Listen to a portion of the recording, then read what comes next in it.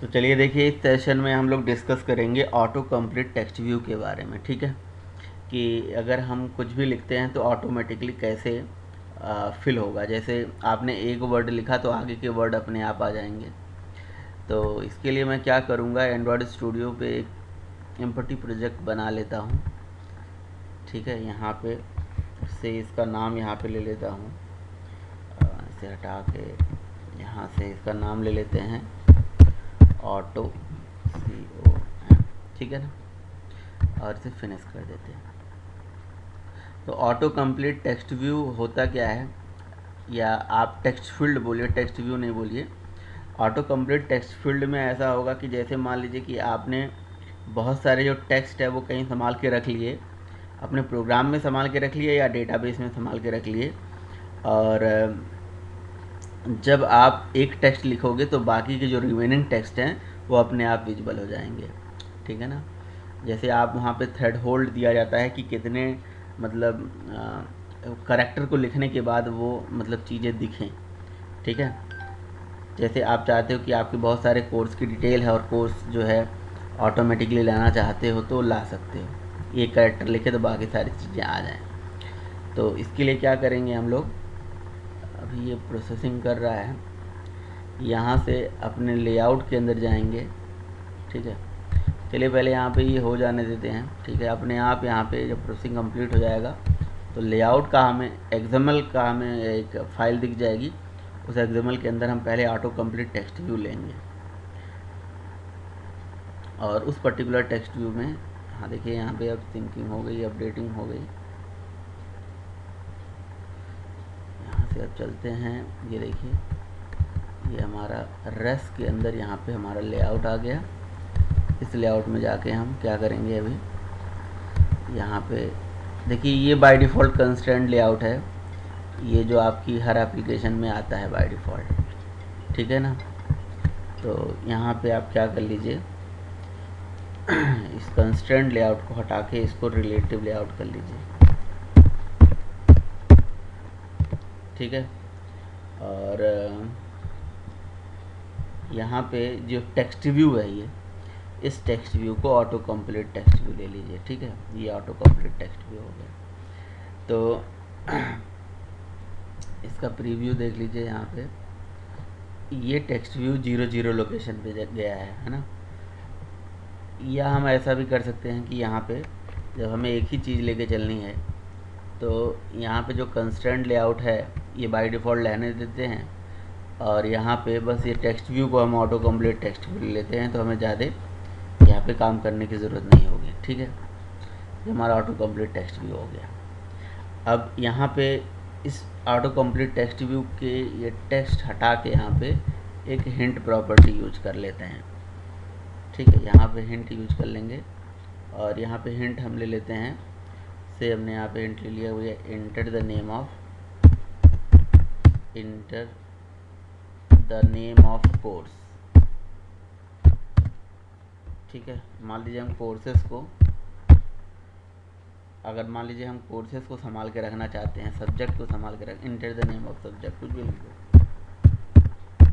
Subject को संभाल के रखना चाहते हैं और चाहते हैं कि सॉरी क्या हो गया यहाँ पे। ठीक है,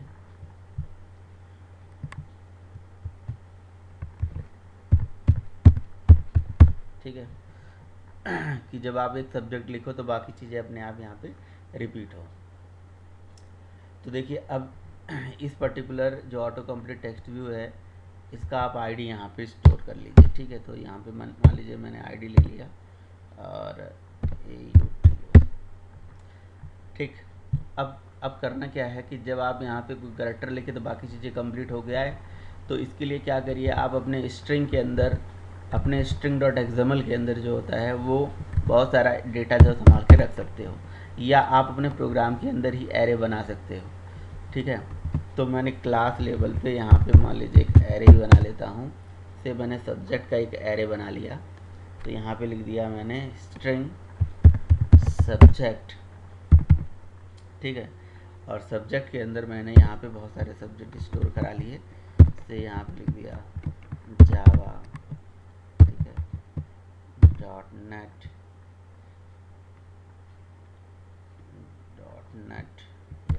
ऐसे लिख देते हैं .net, ठीक है, ये हो गया।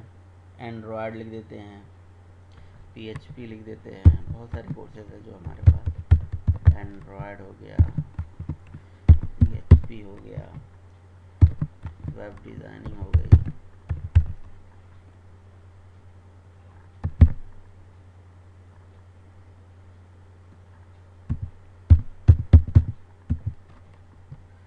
और क्या हो गया, SEO हो गया, ठीक है। अब सेम सेम उससे हमें भी रखना होगा ताकि सेम कैरेक्टर से चीज़ें सर्च होके आएंगी ना, तो कुछ सेम वाले भी रख देते हैं। SEO SBC लिख देते हैं, ठीक है, ADO लिख देते हैं, ठीक है। एंड्रॉयड से रिलेटेड सर्च होके आएगा, है ना। J++ रख देते हैं, ठीक है। मान लीजिए ऐसे हमने बहुत सारे कोर्सेज को यहाँ पे संभाल के रख लिया। अब क्या होगा, अब सबसे पहला काम क्या करना है, हमें जो हमारा ऑटो कंप्लीट टेक्स्ट व्यू है उसकी आईडी को गेट करना है, ठीक है। तो यहाँ पे हम सबसे पहले चलाएंगे find view bye ID, find view bye ID, ठीक है। r.id. वहाँ से हम उसकी आईडी को निकालेंगे। तो हमने ऑटो नाम दिया हुआ था, ठीक है। तो ऑटो जो भी हमने ऑटो नाम दिया था उस नेम से हम यहाँ पे क्या करेंगे, ऑटो कंप्लीट टेक्स्ट व्यू को उसी टाइप के वेरिएबल में टाइप कास्ट कर लेंगे। ऑटो कंप्लीट टेक्स्ट भी यहाँ पे आ गया, ठीक है। अब वो जो डेटा होता है उस डेटा को संभाल के रखने, जैसे हम एरे लिस्ट की बात करें, या हमने स्पिनर व्यू की बात करें, सॉरी लिस्ट व्यू की अगर हम बात करें या स्पिनर व्यू की बात करें, तो हर एक जगह हम डेटा को संभाल के रखने के लिए यहाँ पे कोई एक क्लास यूज करते थे। अगर आप लोग को याद हो तो एरे अडेप्टर करके क्लास होती है, उसको यूज करते थे। तो यहाँ पे भी हम एरे अडेप्टर यूज करेंगे और एरे अडेप्टर को जेनरिक यहाँ पे बना देते हैं, क्योंकि हमारा भी एरे स्ट्रिंग टाइप का ही है। तो एरे अडेप्टर बेसिकली एक ऐसी क्लास होती है जो डेटा को संभाल के रखती है, मिडिल वेयर का काम करती है ना, किसी भी रिसोर्स से डेटा लेके आती है, अपने पास संभाल के रखती है। तो इसके अंदर हमने स्ट्रिंग टाइप का पैरामीटर पास कर देंगे, दिस करंटली एग्जीक्यूटिंग क्लास का ऑब्जेक्ट प्लस इसके अंदर स्टाइलिंग पास करेंगे, ठीक है, कि ये जो हमारा मतलब ड्रॉप डाउन है वो किस तरह से दिखेगा, ठीक। तो एंड्रॉयड के अंदर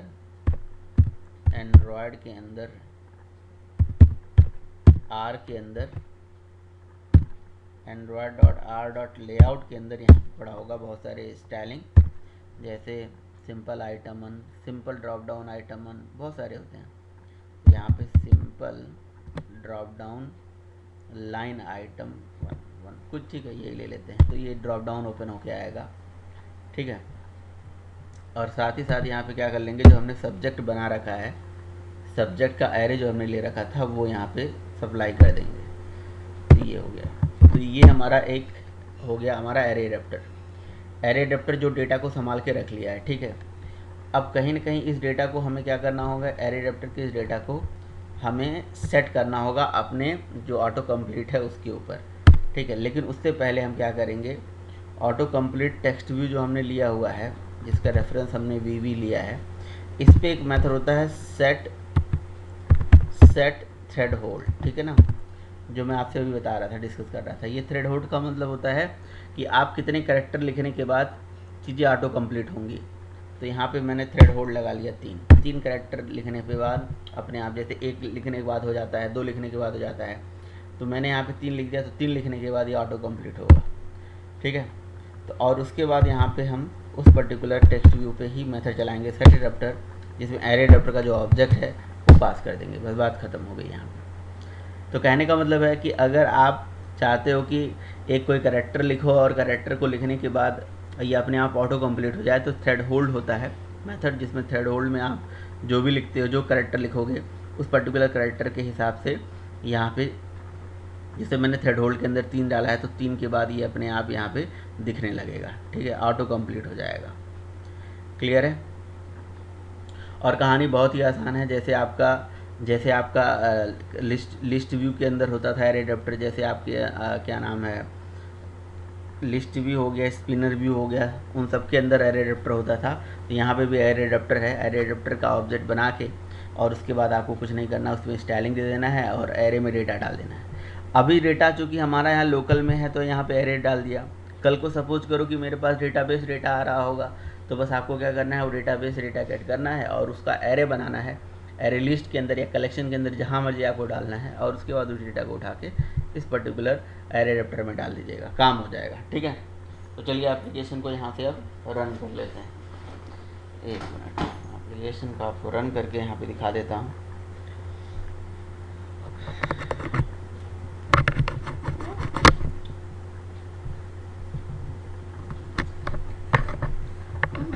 हाँ जी, आप लोगों को समझ में आ गया, अभी कोई दिक्कत तो नहीं ना?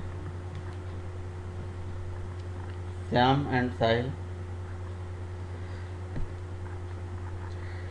कुछ पूछना है इसमें?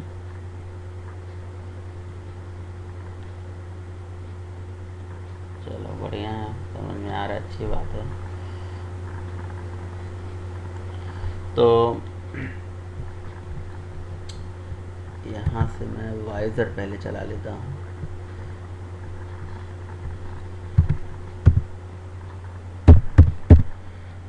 ठीक है, आप लोगों ने वॉलपेपर की कोई एप्लीकेशन बनाई है कि जैसे आप बटन पे क्लिक करो आपका वॉलपेपर सेट हो जाए? आप कहीं से संभाल के रख सकते हो, सर्वर से ला सकते हो वॉलपेपर। वॉलपेपर की एप्लीकेशन पे कोई कभी काम किया है? नहीं किया है, कोई बात नहीं। तो इस पे भी मैं आपको आज बता देता हूँ कि ऐसे काम करते हैं। इसके लिए हमारे यहाँ क्लास होती है वॉलपेपर मैनेजर। ठीक है, तो वाया वॉलपेपर मैनेजर हम क्या करेंगे, वॉलपेपर जैसी एप्लीकेशन बना सकते हैं।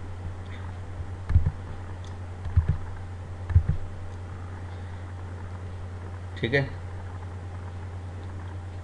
अब यहाँ पे देखिए एप्लीकेशन रन हो रहा है, थोड़ा टाइम लगा रहा है यहाँ।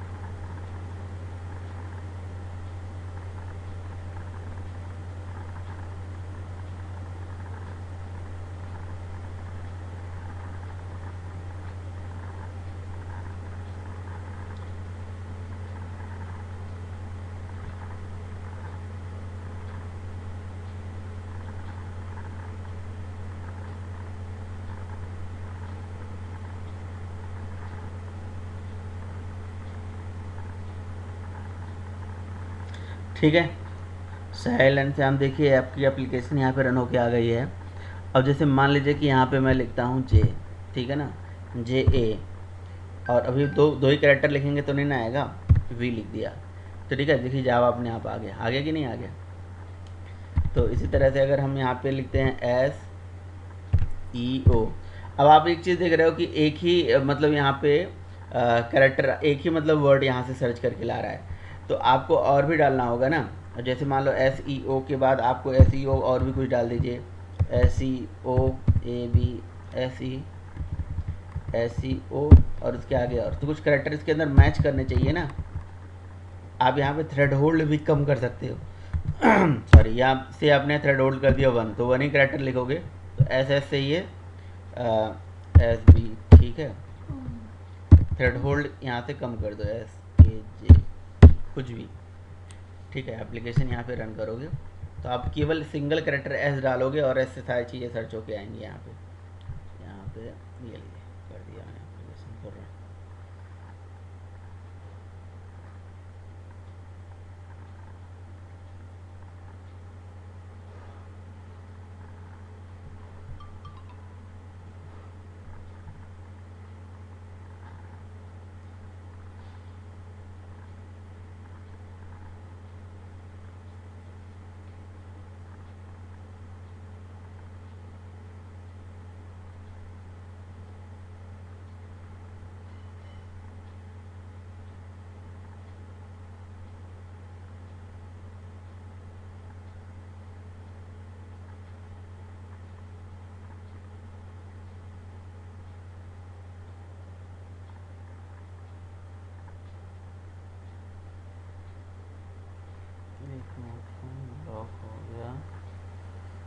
ठीक है। अब देखिए यहाँ पे दोबारा एप्लीकेशन मैंने रन कर दिया है। अब देखिए जैसे मैंने एस लिखा, एस से जितने भी हमारे मतलब वहाँ पे लेटर स्टोर करे गए थे, वर्ड स्टोर करे गए थे, सब दिखा। और एक बार देखिए सिंगल कैरेक्टर पे इसने दिखा दिया, ठीक है। सिंगल कैरेक्टर पे ऐसे दिखा दिया कि मैंने थ्रेड होल्ड जो है यहाँ पे अपने अकॉर्डिंगली यहाँ पे लगा दिया। क्लियर है? हाँ जी। तो ये हो गया हमारा किसकी कहानी, ये हो गया हमारा अगर हमें ऑटो कंप्लीट टेक्स्ट व्यू बनाना है तो हम कैसे बनाएंगे, ठीक है। अब इसी एक्टिविटी में ही हम दोबारा बना सकते हैं या हम नया प्रोजेक्ट क्रिएट कर सकते हैं। चलिए हम क्लोज प्रोजेक्ट करके एक नया प्रोजेक्ट ही बना लेते हैं। यहाँ से हमने यहाँ पे एंड्रॉयड स्टूडियो में जाएंगे और इम्पटी एक प्रोजेक्ट बना लेते हैं और इसका नाम देते हैं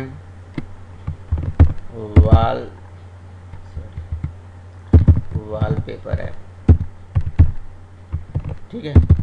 तो ये वॉलपेपर ऐप मैं आपको बनाने जा रहा हूँ यहाँ पे।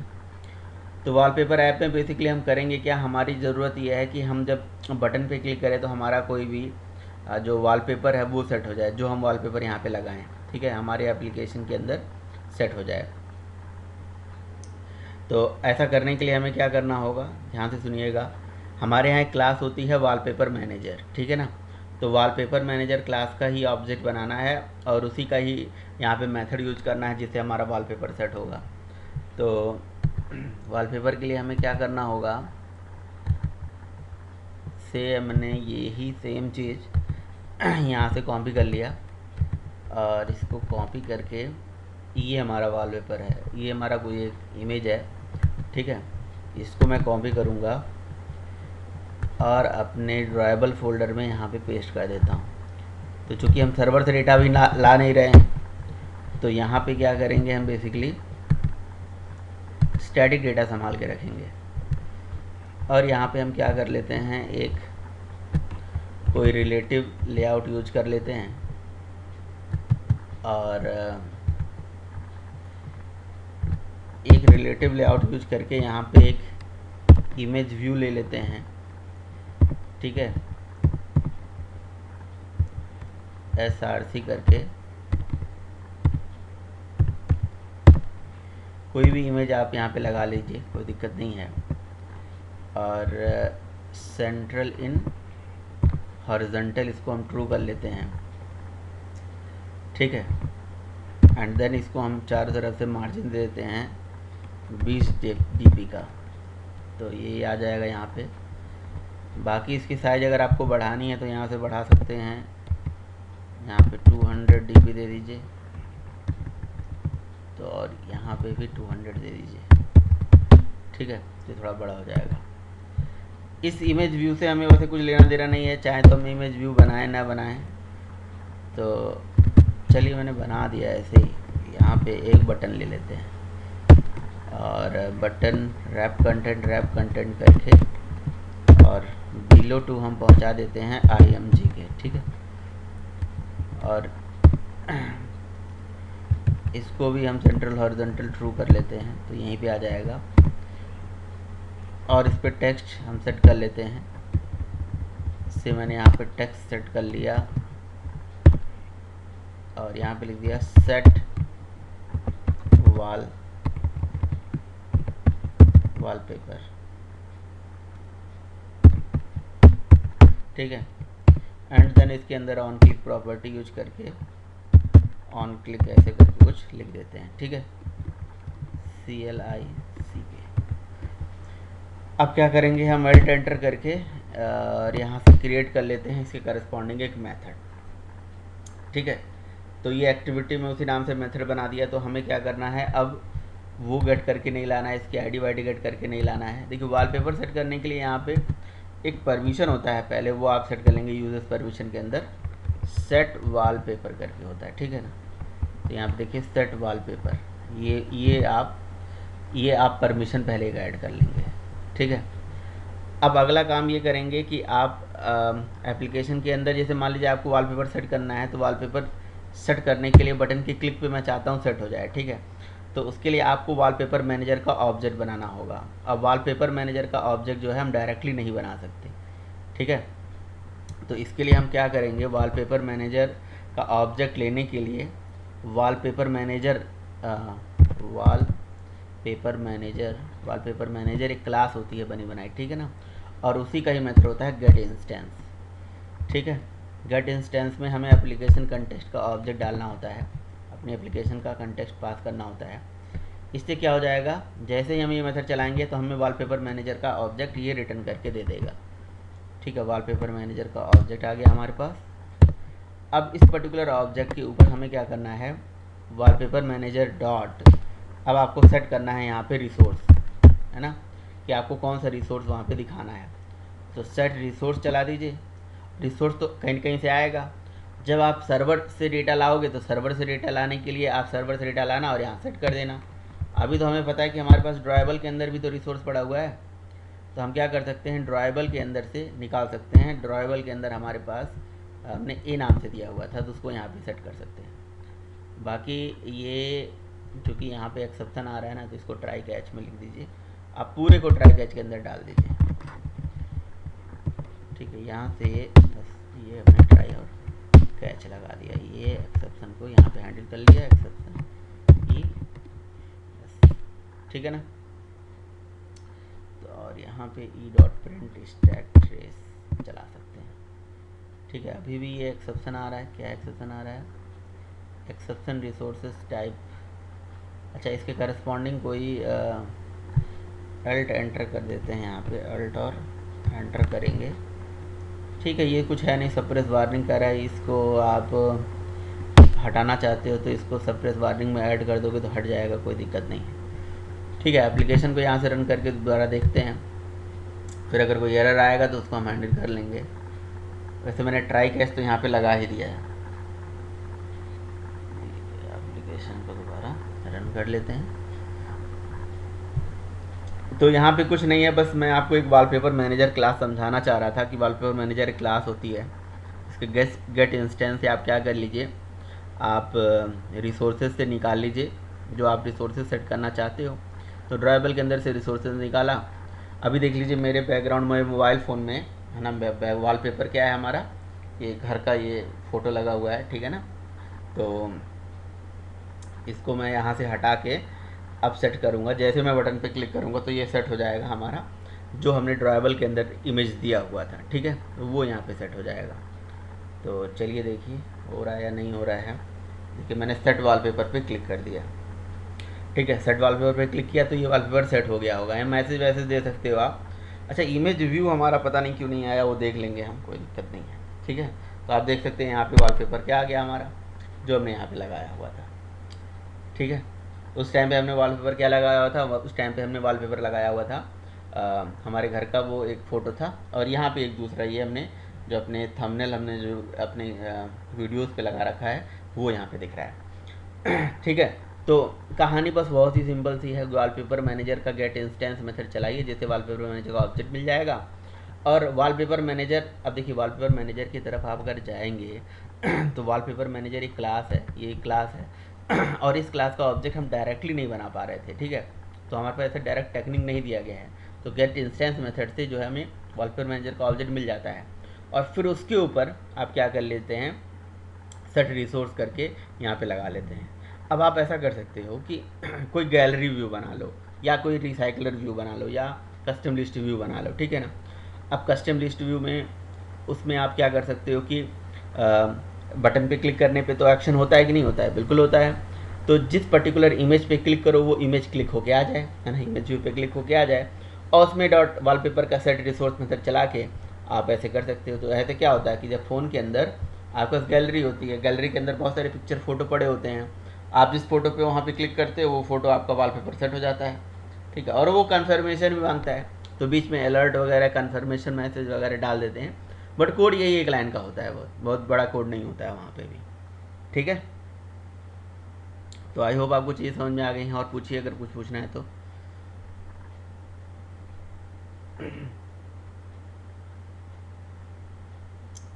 ठीक है।